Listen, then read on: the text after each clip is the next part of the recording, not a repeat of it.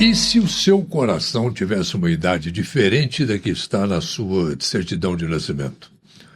Ele, o seu coração, pode estar envelhecendo mais rápido ou mais devagar do que você imagina.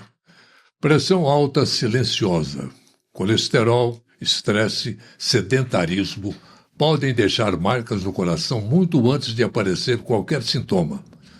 Hoje nós vamos descobrir qual é a verdadeira idade do nosso coração, o que pode fazê-lo envelhecer e, principalmente, o que podemos fazer para mantê-lo jovem e saudável por mais tempo.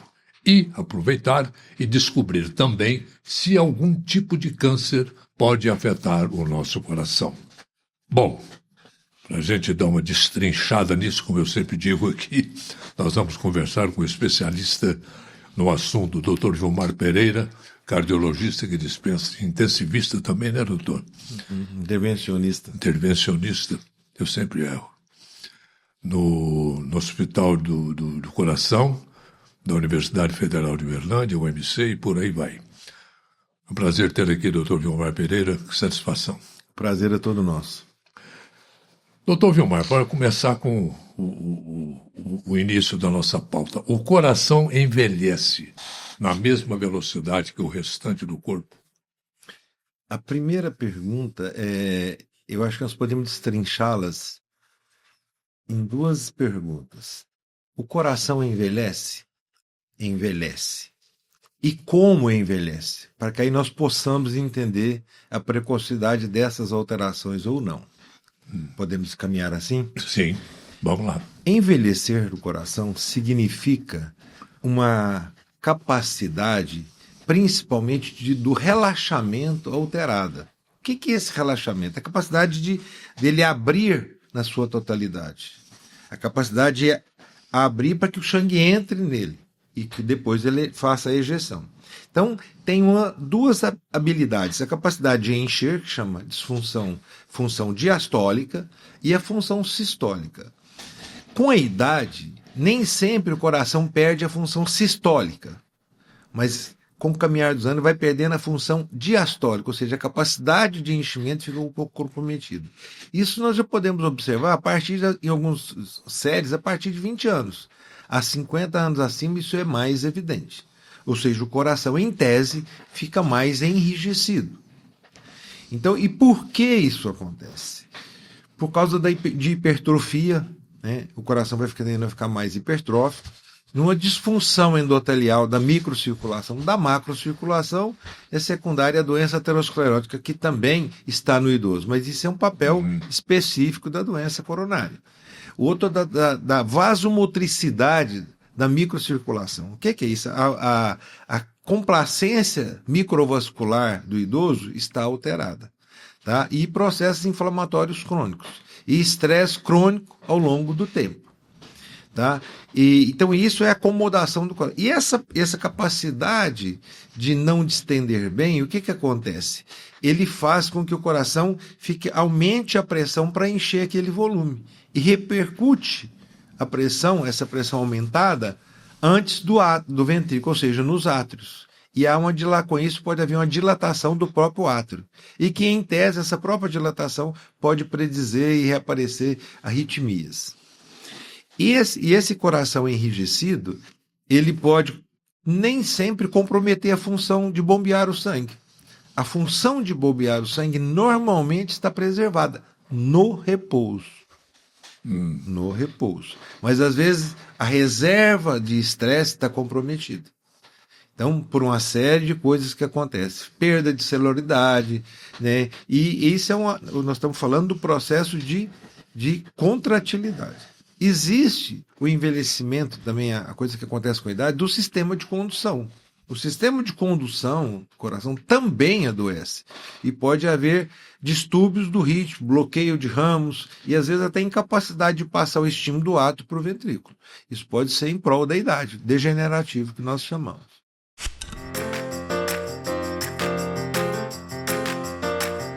Chegaram os novos limpadores perfumados Azulim Perfumes de Casa. Edição especial Perfumaria Fina. Um toque de sofisticação com 5 fragrâncias exclusivas para seus ambientes.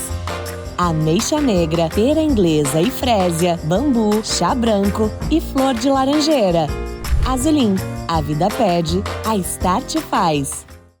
Uma pessoa que aparenta ter 20 anos, o coração dela pode aparentar, vamos dizer assim, um envelhecimento de 30, 40 anos? Se ele tiver fatores... Tem fatores que isso pode acontecer com mais precoce. Que acontece? Com as doenças, tipo hipertensão arterial. Isso interfere na qualidade de vida da pessoa? Nessa fase inicial, não. Não, né? Nessa fase inicial, não. Mas a fase tardia interfere. E a pessoa que tem insuficiência cardíaca com coração normal. Você fala assim, o coração está batendo bem, mas está com insuficiência, porque não relaxa. Né? Então, além de uma das partes que envelhece, também são as válvulas cardíacas, que a gente pode falar em separado. Então, você tem 3 modalidades de envelhecimento: a parte contrátil, a parte de relaxamento, o sistema de condução e as válvulas. O que faz um coração adoecer, vamos chamar assim, envelhecer em tese, mais precoce? Fatores que antecipam esses fatores que iriam acontecer aos 50, 60 anos, eles acontecem mais precocemente. Um dos grandes fatores disso são doenças associadas ao distúrbio da saúde, vamos chamar de distúrbio da saúde, associados, entre eles a obesidade. Obesidade é um dos venenos. Sempre a obesidade, né? Ela está presente. Assim, a obesidade ela tem uma síndrome inflamatória, né, disseminada no corpo, onde ela diminui a resposta aos estímulos vasodilatadores, né? E então, assim, a obesidade é uma coisa assim terrível para o coração. Você nunca vai ver um obeso com 100 anos. Você nunca na sua vida vai ver isso. É brincadeira aquela história, né? Que todo gordinho é feliz, é alegre. Aí tem umas coisas hormonais envolvidas nisso, né? Do humor. Mas, então, assim, respondendo a sua pergunta, o que faz antecipar esse envelhecimento, ou seja, esse adoecimento, nesse caso, essa antecipação, em tese eu vou chamar isso de adoecimento, porque ele está fora da hora, concorda? Sim. Então seria hipertensão arterial, né? Que faz com que você tenha uma sobrecarga sistólica aumentada e a vasorreatividade sistêmica está comprometida, ou seja, o coração não consegue além de esvaziar. Então esse estresse de fazer força ao longo do tempo pode gerar fibrose, adoecer, ele ficar mais grosso. Enquanto ele fica mais grosso, muito grosso, ele tem uma desproporção entre a oferta e a demanda de oxigênio. Então, há uma diferença entre consumo e oferta do oxigênio. Pode, em tese, ter uma isquemia relativa. Grande quantidade de massa muscular. A artéria era feita para nutrir uma massa muscular e tem o dobro de massa. Então, tem uma desproporção nisso. A obesidade em si, por vários fatores inflamatórios, tá certo? O tabagismo é uma tragédia nisso, né? Porque ele adoece todo o sistema arterial do indivíduo, e a vasorresistência fica totalmente comprometida, ou seja, aumenta a resistência periférica, ele interfere nas substâncias que fazem normalmente o efeito vasodilatador, ele prejudica a ponto de enganar 100% o organismo. Tem uma substância no organismo que você aplica uma substância que normalmente dilata, o organismo vai lá e dilata o endotélio. Quando você expõe esse mesmo tecido à nicotina, na hora que você expõe essa substância, faz o efeito contrário. Então, ou seja, o cigarro engana 100% o organismo nesse quesito. E por que as pessoas não... Está na química do cigarro isso, né? Na química do cigarro.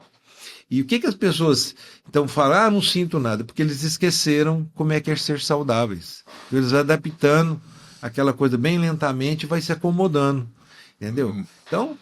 uma pessoa extremamente obesa, você fala assim, vamos subir essa subida? Para você sobe, mas o obeso no órbita já sabe que não... Tá, eu tô bem, mas ele não sobe. Então vai readaptando. A genética influi nisso, doutor? A obesidade? Tem influência.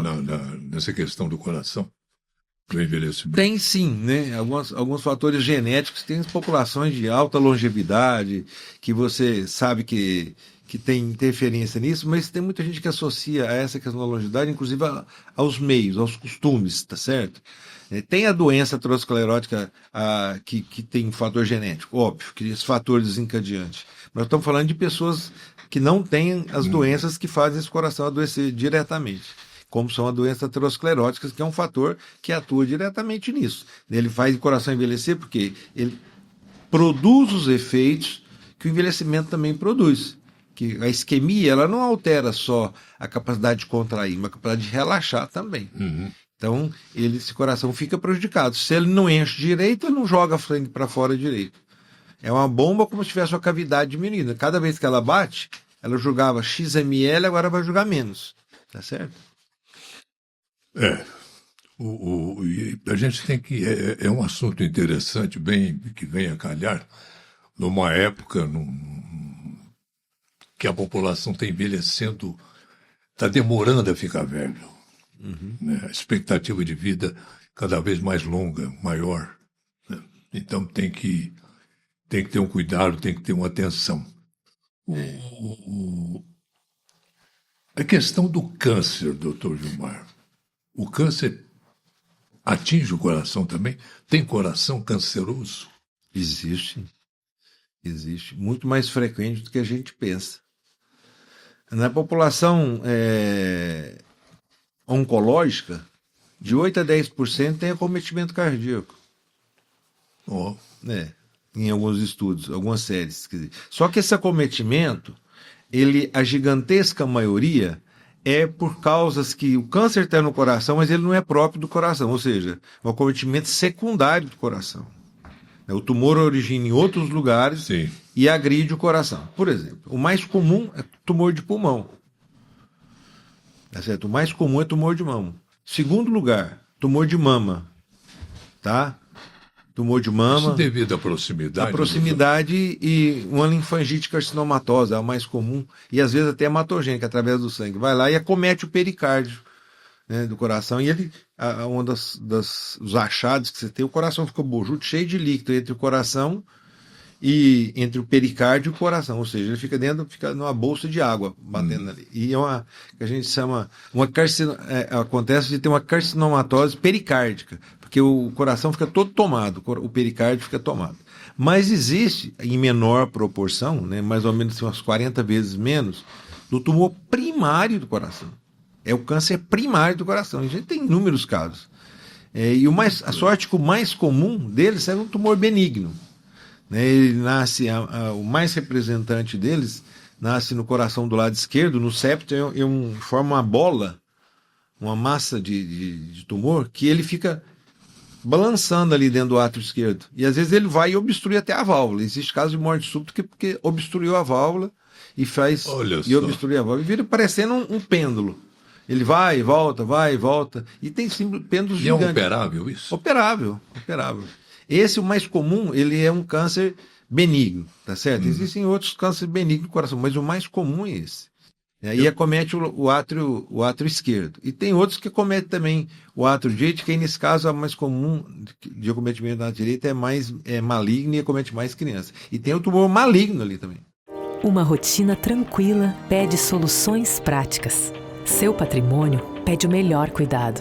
As conquistas profissionais pedem planejamento. E a sua saúde financeira pede Unicred. A Unicred oferece um atendimento personalizado e toda excelência em produtos e serviços financeiros. Assim, enquanto a gente cuida do seu dinheiro, você tem mais tempo para cuidar de todo o resto. Sua saúde financeira pede Unicred. Eu estava fazendo uma pesquisa para me pegar informação para a nossa conversa, para eu não falar muita besteira. Tranquilo. Aqui uma declaração científica da American Heart Association, que é a Associação Americana do Coração, publicada em fevereiro desse ano, destaca que o câncer e a doença cardiovascular compartilham fatores de risco e que algumas terapias contra o câncer podem acelerar a aterosclerose, além de provocar outros problemas cardiovasculares. Você curando a doença e provocando outra.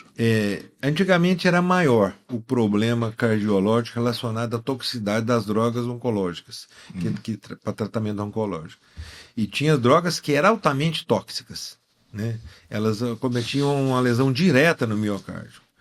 Só que graças à evolução tecnológica, novas drogas, essas drogas hoje são menos eficazes. Mas tem gente muito vulnerável, e não tem aquele indivíduo A ou B que vai saber que é cardiosensível, não. Mas então tem pacientes que são muito sensíveis a essas drogas.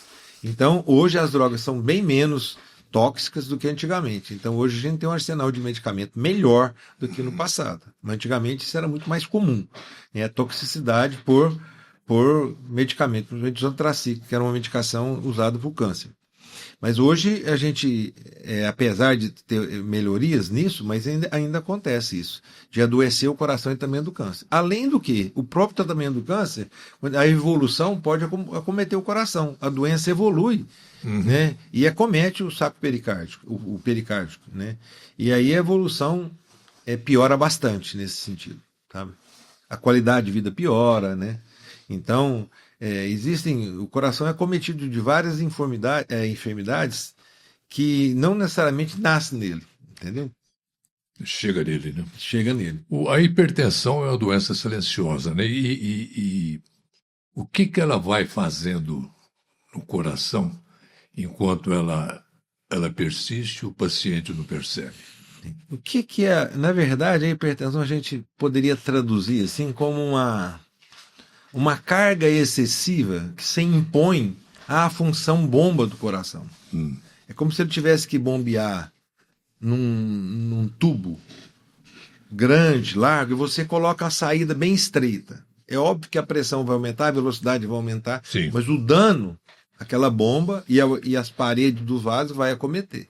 Então, na parede dos vasos, você pode causar danos, né? Onde você pode ter hipertrofia dos vasos, da vasa vasórum, né? Dos vasos, tem uma hipertensão arterial periférica, e a calcificação das artérias, induzindo a placas, aquela cria um processo inflamatório, depósito de cálcio, células fagocitares e lipídios, né? E desenvolveu o processo de aterosclerose. Tá certo? Ele predispõe à formação de aterosclerose.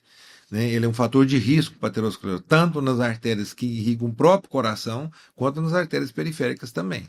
A hipertensão é mais, pode induzir a problema na artéria que vai para o rim, né? E pode levar ao problema no próprio órgão, o rim, né? Que é a doença renal hipertensiva, ele deixa de funcionar, e aí é um fator adicional para piorar a hipertensão.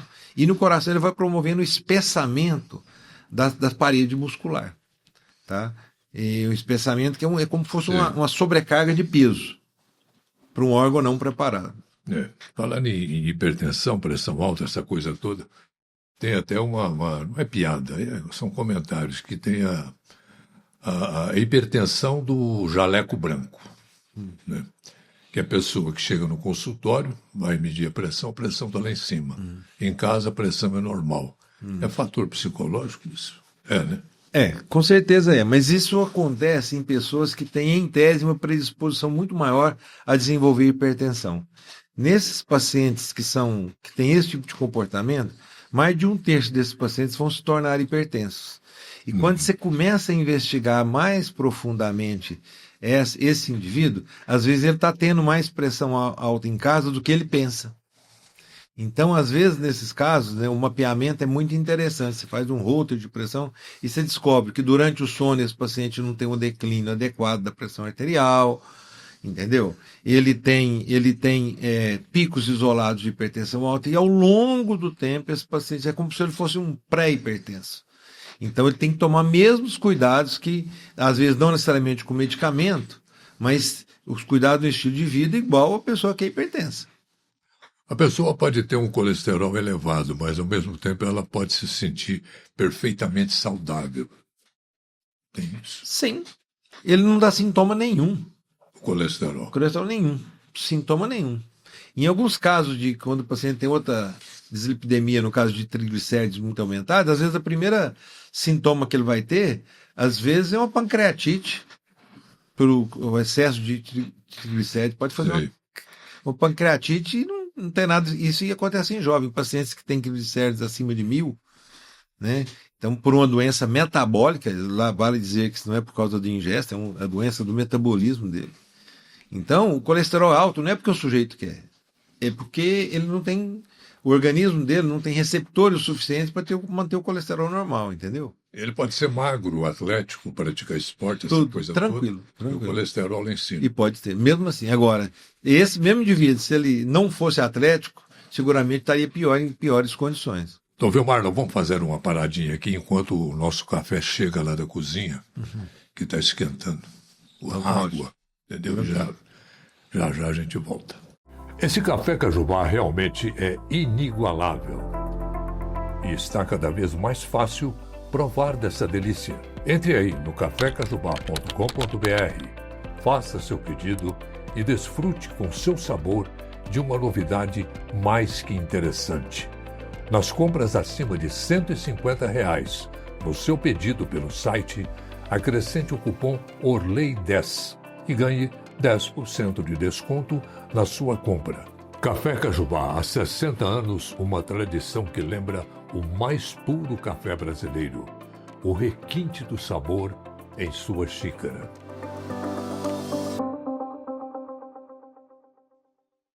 Ô, doutor Vilmar, agora vamos voltar com a nossa prosa com o gostoso café Cajubá.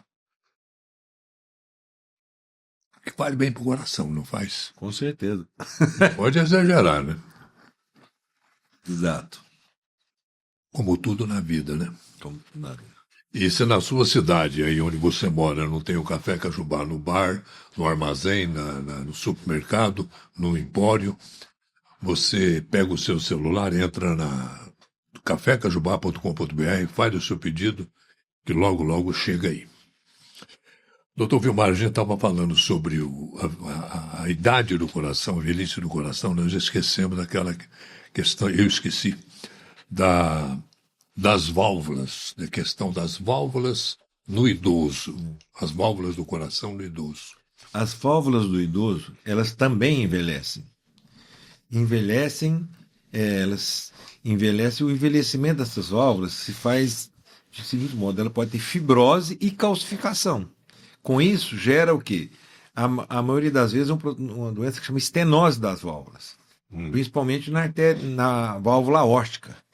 Ela tem a esclerose aórtica do idoso e leva à estenose aórtica. Ou seja, o que é isso? É uma obstrução mecânica da via de saída do ventrículo esquerdo. Então, se o coração vai trabalhar, além dos fatores que a idade já impõe, como hipertensão, diminuição da elasticidade dos vasos, que também é um fator de senilidade, ele vai ter obstrução mecânica dessas válvulas. E chegando a ponto de a gente ter que trocar essa válvula. A gente, às vezes, tem que colocar outra prótese. E hoje, a maioria das vezes, a gente coloca isso através do cateterismo, que a gente vai lá e implanta uma válvula no coração através do cateterismo. Né? E é o mais frequente na aorta. Mas pode acontecer na mitral também. E pode acontecer fibrose com insuficiência das válvulas. Né? Uma doença primária da válvula. Então, a válvula também adoece com o envelhecimento. Ela sofre um processo de senilidade. As pessoas popularmente dizem, né, às vezes até brincando, assim, o fulano botou válvula, fez o cateterismo, pegou vida nova, ele está parecendo um jovem hoje. Tem alguma relação isso? Não, o exame... A bem-estar da pessoa, a confiança... O exame em si não promove isso. Mas, às vezes, o que o exame oferece, às vezes, aquele exame oferecendo uma visão angiográfica boa, um estudo anatômico favorável, o paciente se sente bem porque prova que está tudo bem. Né? Uma das formas de avaliar é no cateterismo eu ouvi mostrar que as coronárias estão normais. Isso dá uma segurança para o indivíduo, claro que dá. Então ele pode se sentir bem por causa disso. Mas o exame em si não faz nada, ele só tira uma fotografia lá de dentro. Agora, a partir desse exame, você pode ter 3 caminhos. Você pode ter medicação só com remédio, o exame ser totalmente normal, o exame ter algumas alterações que seja só remédio, ou tem que fazer uma revascularização cirúrgica, de abrir o peito, ou outra através de angioplastia. Mas ele define caminhos diferentes. Bom, coração grande significa coração forte, doutor? Não é verdade isso. O coração grande... ele pode ser, um coração musculoso, um pouco maior do coração do atleta, é até benéfico. Mas a prática de esporte promove o crescimento. Promove um crescimento maior, né, e uma hipertrofia difusa, mas essa hipertrofia ela tem até um certo tamanho, tá certo, de benefício. E tem, às vezes, até um ponto de divergência da curva entre benefício e malefício pela hipertrofia. Às vezes é um ponto de equilíbrio difícil, tem uma linha tênue, para grandes maratonistas, grandes pessoas que têm hipertrofia importante no coração, que essas pessoas que podem ter fibroses miocárdicas e desenvolver aquela fibrose, desenvolver uma arritmia cardíaca e levar ao óbito da pessoa. Mas a prática de esporte, ela condiciona melhor o músculo cardíaco, condiciona melhor as reservas e condiciona melhor a musculatura esquelética, que é um fator determinante para o envelhecimento de boa qualidade. Uhum.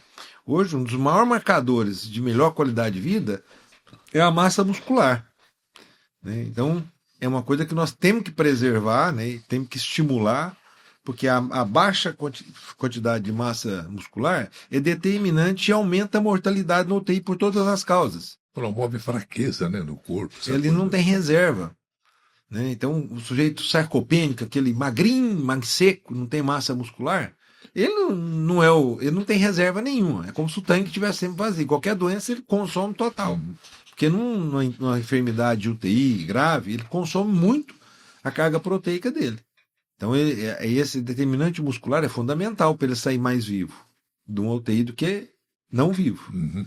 E por isso que essas terapias hoje de redução de peso, elas têm que ser acompanhadas com muita prudência. Porque só perder peso pode não ser sinônimo de saúde. A obesidade tem que ter a obesidade é uma doença tratada com muita propriedade, porque senão, se você perder tantos quilos, mas a base de massa magra, então não faz sentido. Tem que perder massa gorda. Então esse é o caminho. Por isso que a atividade física faz você perder massa gorda e ganha massa magra, que é o interessante. A taquicardia pode ser considerada uma doença do coração? As pessoas confundem. Taquicardia é aumento da frequência cardíaca por si só. Não, depende da capacidade funcional que você está inserido. Se você está correndo, se você está andando, se você está no repouso, tudo isso tem influência nisso. Isso é um ponto interessante, que se a gente comentou o coração do idoso, a taquicardia, ou seja, aumento da frequência cardíaca no exercício que todos nós temos, no idoso essa frequência cardíaca não sobe na mesma proporção. Por isso é uma deficiência que a gente chama de cronotrópica. Por isso que o idoso, às vezes, ele está tranquilo, né? Ele tem uma reserva comprometida, por quê? Porque pode ter tanto. A hora que você precisa daquele coração bombear uma reserva a mais, ele não ter. E, além disso, ele pode concorrer com a menor capacidade de atingir uma frequência cardíaca adequada, por deficiência do cronotropismo, que a gente chama. Então, ele não tem tanta frequência cardíaca, porque a frequência cardíaca é diferente de uma pessoa de 60, de 70, de 80, é totalmente diferente. A frequência cardíaca máxima. Por causa disso. O infarto provoca dor, doutor Gilmar? Dizem que é uma dor terrível, mas é fato isso? Sim. A gigantesca maioria, essa é a apresentação clínica. A angina vem de dor em aperto. Né? Por isso que a palavra certa é angina. É o ângulo, o aperto, a dor de aperto no peito. Começa no peito? A maioria da dor do infarto, ela vem precedida, às vezes a maioria vem precedendo alguns sintomas, que a pessoa às vezes sentia aquilo, passa desapercebido, ela vem aumentando, e aquela dor que a pessoa incomoda, a pessoa não dá valor. E às vezes, pacientes que vai no dentista por dor na mandíbula, acha que não está certo, é oclusão e é angina. Dor nas costas, dor no braço esquerdo que caminha. Tem uma coisa curiosa, que quando a pessoa está tendo alguma dor de infarto, que a gente chama de dor referida, porque a dor, na verdade, não é aqui no pescoço, está doendo aqui. Você aperta no local da dor, ela não sofre interferência. Quando a dor é originada daquele lugar, se você está com a dor no braço, e se você aperta que aumenta muito a dor, seguramente essa dor é do braço, não é referida, chamada dor referida. Então isso é uma coisa importante, né? Então, a angina, mas existe uma grande população que pode ter infarto sem dor, né? Ou o cara está dormindo, uma dor leve, confunde com outro sintoma. É aquele fulminante que chega e... O fulminante é tido como um infarto seguido de morte, né? Infarto fulminante, tá certo? Tira da tomada. Tira da tomada. E a maioria da morte, nesse caso, é por fenômeno elétrico. Ele morre, treme, não é por bomba. A não ser que o sujeito teve um infarto há alguns dias, e daí depois ele morre por complicação mecânica. A gente tem vários casos disso. A gente vai para necrópole, morte súbita, o que é? O coração, o cara infartou 3, 4 dias pelo achado necroscópio, você vê lá um furo no coração, porque ele perfurou, ele rompeu. Isso existe. Mas a maioria do infarto, da morte por infarto é na fase aguda do infarto. Em termos de gênero, doutor, tem alguma prevalência para homem ou mulher? Essa questão? O ser masculino é mais prevalente. Após os 50, 60 anos, a idade, os fatores se equivalem. Sim. Se equivalem tanto homem quanto mulher. E principalmente hoje com maior fatores de risco nas mulheres, né? As mulheres hoje fumam mais, né? Tendem a ser mais obesas, né? Sedentárias, fator de risco adicional para isso. Né? Então, assim, eu acho que... Mas a educação está mudando. Está mudando hoje. Hoje você tem a tendência você de fazer diagnósticos das coisas que eram assintomáticas mais precoces, tipo a hipertensão arterial. A pessoa tem um hábito de medir a pressão em qualquer lugar, tem um aparelho de pressão. Então é muito comum hoje a pessoa ter um aparelho de pressão em casa. Mesmo por cautela. É fácil, está bem distribuído. Então, antigamente era só nas farmácias, você tinha uma dificuldade de ter acesso, ou nos consultórios. Né? Então, hoje a facilidade desse diagnóstico aumentou. E à medida que você tem um diagnóstico, a chance de você procurar tratamento é maior. Mas na hipertensão, a gente ainda tem uma sequência assim, que ainda está próximo disso, infelizmente. 50% da população dos hipertensos não sabem que são hipertensos. Não sabiam. Então está desconhecido aí. Tá certo? Não? Medida por acaso, você vai investigar, ela era hipertensa e não sabia. Dos que têm hipertensão, só a metade procura tratamento. Por isso que essas campanhas estão incentivando você buscar tratamento, tratamento precoce, e essas campanhas têm ação nisso. E dos que procuram, quase que só a metade é que atinge o tratamento ideal. Ou seja, fica os novos realmente controlados. Ou seja, esses 12,5% dessa população é que vai colher os benefícios do tratamento da hipertensão arterial, entendeu?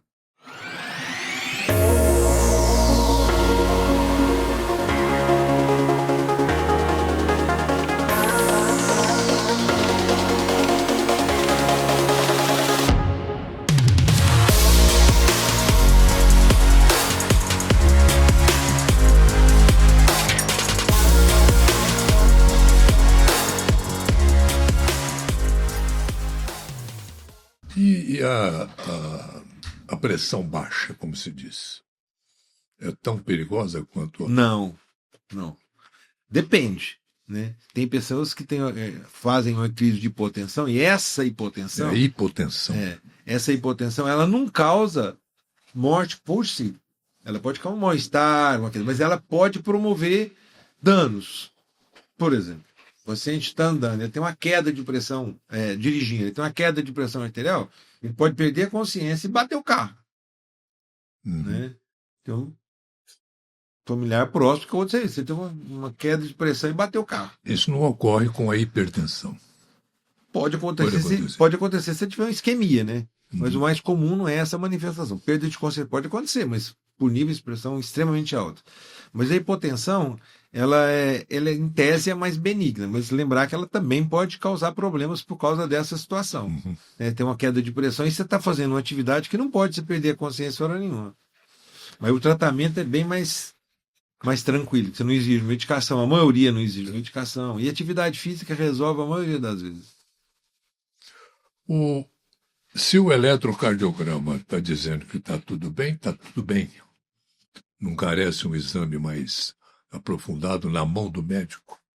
Não, o eletro sozinho não significa muita coisa, não. Significa que naquele momento, o coração, por exemplo, você pesquisa o coração, que a capacidade do eletrocardiograma normalmente é poucos segundos. Naquela fração de segundos, você pode estar investigando se o ritmo do coração é normal ou não é normal, se tem batedeira ou não, se tem arritmia ou não, né, ou bloqueios ali, tudo.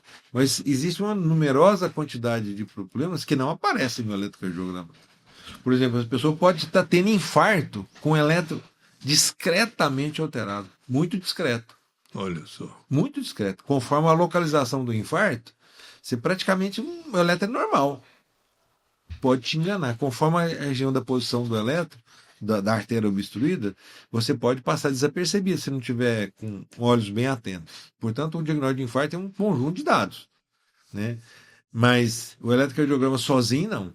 Ele faz parte de um processo, né, de investigação. Mas ele isoladamente não significa, muito pelo contrário. Né? Às vezes o eletrocardiograma normal atrapalha o médico investigar, porque se faz uma dor no peito, eletro normal, significa alguma coisa? Nada. Se ele tiver positivo, beleza. Mas se ele normal, pode... O médico é que vai dar a palavra. O médico vai dar, claro. Em todo caso. Com certeza, com certeza. Agora, tem diagnóstico que o eletro fala, não, isso é infarto. Ou um achado compatível com o infarto. Tem achados no infarto que são compatíveis com o infarto. Tem algumas doenças que mimetizam um infarto, por exemplo, pericardite, às vezes uma inflamação no próprio pericárdio, aquela capa que cobre o coração, por um vírus, alguma coisa, isso pode mimetizar inicialmente um infarto, um supra de parede anterior, mas isso é localizado e às vezes o supra da pericardite é mais difuso, mas às vezes pode ter fator de confusão. Mas um especialista bem focado vai fazer logo o diagnóstico diferencial. A síndrome Takotsubo também é um termo que é uma doença causada por uma... Eu ia te fazer essa pergunta já. Peraí que essa vai ser a cerejinha do bolo. Você falou vírus aí, isso remete a gente lá ao Covid. Né? O Covid deixou muita sequela, doutor? Cardiológica? Deixou, mas não tanto assim. Nós não vemos isso tanto assim, não. Tem alguma relação com vacina, não? Eu não consigo... Até hoje o que eu li, eu não consegui trancar essas duas elos de ligação, não, sabe, Orly? Agora, sequela pulmonar a gente teve muita. Sequela pulmonar tem bastante. Mas no coração não vejo tanto. Não. Existem alguns casos que tiveram miocardite, que ficaram com sequela? Tem, mas é mais raro. Mas tem. Mas não é tanto, entendeu? É sequela porque criou um processo de inflamação no coração, que teve alguns casos que teve miocardite, e essa miocardite não se recuperou totalmente. Bom, um seguidor me perguntou, ficou sabendo que eu ia te entrevistar. Ele pergunta para o doutor Vilmar sobre a síndrome do Takotsubo, que é a síndrome do coração partido. Eu me lembro que o senhor me deu uma entrevista já há alguns anos atrás, o senhor deu uma aula sobre essa questão do coração partido, que realmente parte o coração. É como se fosse mesmo. Na verdade, a síndrome do coração partido é uma síndrome provocada por uma descarga hiperadrenérgica, um excesso de adrenalina no corpo, e ele promove algumas alterações que mimetizam o infarto. Por que não é infarto? Porque as alterações são diferentes, são áreas. O infarto, ele tem uma área correspondente com a artéria que irriga. Se ele é provocado por uma doença da artéria do coração, aquela área daquela artéria é sinalizada, o infarto nessa região, uma opção dessa artéria sinaliza uma região que aquela artéria irrigaria. O Takotsubo ele não tem correspondência anatômica entre a artéria e o achado do coração. É uma região do coração. Tá certo? Mas o Takotsubo impressionava as primeiras vezes e a gente observou que a maioria das vezes, né, ele tem uma evolução benigna, com recuperação, uma grande parte, pelo menos dos repousos, de 4 a 8 semanas. Essa é a regra, é a melhoria, pelo menos no repouso. Mas existem situações que ficam um residual importante. Mas não pense que ele não é lesivo. Ele é lesivo, ele tem uma mortalidade que varia conforme como o paciente chega, até de 5% a 10% em alguns pacientes que chegam no hospital. Conforme o estado clínico que ele chega. Então ele pode ter mortalidade pelo Takotsubo, ele mata. E pode ter sequelas graves também. É Takotsubo por conta de uma concha japonesa? Como é que é? Não, na verdade, é uma gaiola de pegar polvo. Ela parece aquelas, como chama aquelas, curimba de carregar água, um potezinho do pescoço estreito. Porque o coração fica daquele jeito. É uma cabaça, assim. Ele fica aqui para frente, não contrai, e aqui onde é o pescoço da cabaça é onde ele contrai. Então ele contrai aqui e estufa de cá. Então parece um cogumelo da bomba atômica. É o formato que o coração aparentemente toma. Exatamente, daquela forma. De uma pressão. Com aquela corimba deitada na diagonal assim. Então pode ter mortalidade, pode morrer. Isso ocorre, por exemplo, em emoções muito fortes, né? Perda de um parente, o término de um namoro. Uma coisa assim, Sim. uma dívida muito alta, A maioria das vezes é por sensações negativas. Mas não Sim. sempre. Tem pessoas que acertou na loteria, num prêmio grande, e teve Takotsubo. Oh. Então, não só negativo. Pacientes que brincado de escada, cada roda gigante, essas emoções, que a pessoa entra num estado de êxtase muito grande. um jogo de futebol, né? Um jogo de futebol. É muito comum. Num dia, teve um jogo recente no Campeonato Brasileiro, que num dia nós tivemos 2 Takotsubo. Credo. Aqui, uma época que 2 times de futebol brasileiro, eu prefiro não falar os nomes, para não dizer que é por torcedor daquele time, teve 2 Takotsubo, num dia só. Então isso acontece. Por torcedora imensa, torcedora ficou com tanta raiva e teve Takotsubo. Então, assim, como ele chega, esse é um fator de risco. Se ele chega em estado funcional grave, um choque cardiogênico, a chance desse paciente evoluir mal é maior. Tá certo? Então, e outra coisa, após aqueles pacientes que recuperam a total integridade, nos primeiros 10 dias, tem uma evolução muito melhor do que os que evoluem após 2 meses ou 6 meses. Sim. Então, a evolução é melhor. E outra coisa importante é que, se às vezes você olha o coração do pessoa pós-Takotsubo, ele está normal, mas no esforço, não tem. E às vezes você tem que fazer um acompanhamento mais de perto nesses pacientes para ver se não tem fibrose ali dentro. E o exame de fibrose é muito importante para a ressonância magnética. Você vai ver esses detalhes mais acurados nisso. Se esse paciente tiver com reserva diminuída, mostrar a fibrose ali dentro, né, diminuição de células musculares e mais tecido, mais água dentro do coração ou fibrose, esse paciente tem o pior prognóstico. Então, para esses pacientes de pior prognóstico, a mortalidade em 4 anos é bem maior.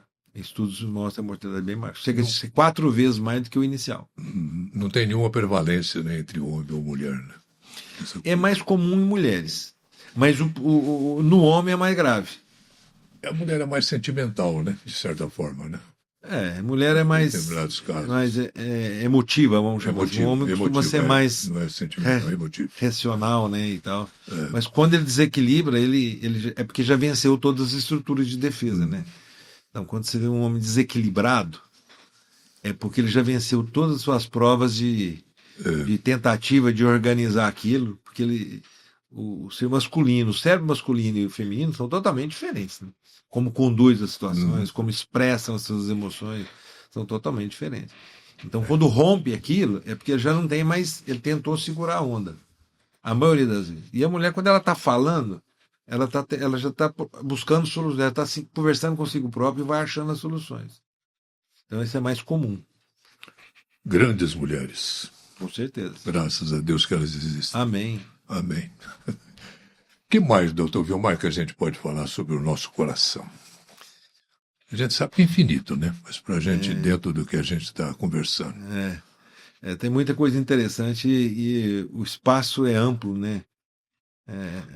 Primitivamente, né, o coração tem muito mais do que função de bater o sangue, né? Ele é guardado centros das emoções. E tem estudos que mostram que algumas células neuronais mesmo dentro do coração. Então, assim, quer dizer, esse espírito de dizer que o coração está aqui e sentir, ele faz mais sentido do que a gente pensa. É muito interessante. Muito bom. Doutor Vilmar, que prazer tê-lo aqui conosco. Muito obrigado pela sua disponibilidade de tempo. A gente sabe que o seu tempo é precioso, cuidando do coração alheio fisicamente, né? Com certeza. Muito obrigado pela sua presença. Obrigado a você pela oportunidade de conversar esses assuntos tão diversos e, ao mesmo tempo, poder apresentar algum conhecimento para a população, que acho que isso é importante eles conhecerem, né? E saberem que acho que a grande lição para casa é dizer que esse envelhecimento do coração, né, ele pode ser retardado. Como? Cuidando da vida melhor, melhorando os hábitos de vida, fazendo atividade física, atividade aeróbica, mantendo a sua massa magra, uma massa magra mais saudável, né? E se for em tratamento dessas coisas que adoecem, que é a tendência mundial a gente ter medicações, tratamentos adicionais para obesidade, que faça com acompanhamento médico correto, para você não ficar sarcopênico. Porque a sarcopenia no idoso é, em tese, uma situação de extremo risco. porque ele seca todas as reservas que ele tem. Então é muito importante cuidar para que esses idosos, as pessoas mais idosas, e mesmo Principalmente jovens, as pernas. Né? Sarcopenia, principalmente a musculatura da perna, que é um dos músculos que mais preditores, né, de capacidade de suportar as adversidades ao longo da vida, das enfermidades e tal. E é isso. Muito obrigado, doutor Vilmar. E para você que nos acompanhou em mais este Doses de Saúde, o nosso muito obrigado pelo seu carinho, pela sua atenção. Até a próxima.